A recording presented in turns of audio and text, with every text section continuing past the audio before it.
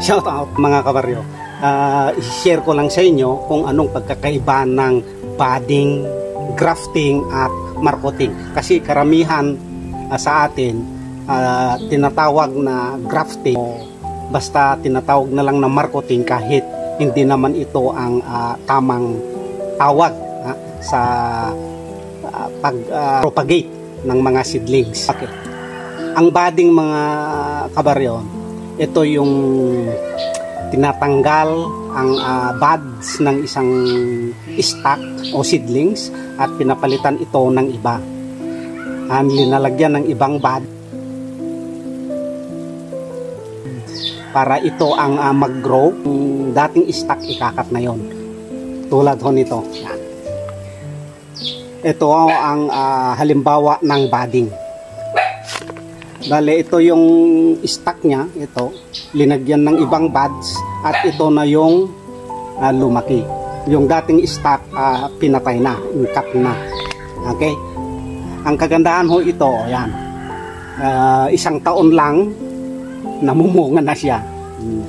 Ito ang kagandahan ng propagating of seedlings. Ito ang budding. Ang grafting naman mga kabaryo, ito yung seedlings na pinuputol at hinihiwa sa dulo, tapos nag-i-insert tayo ng sayon tulad ho nito. Yan, ito.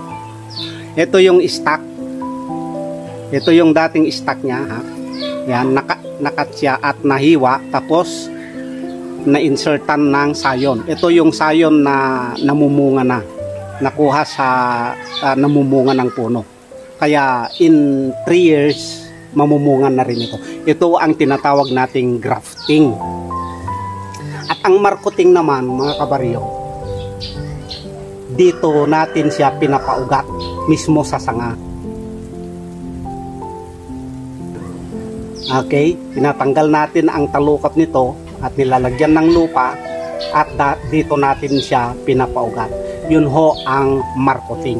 Kaya magkakaiba ang propagating of seedlings na marketing, grafting at budding.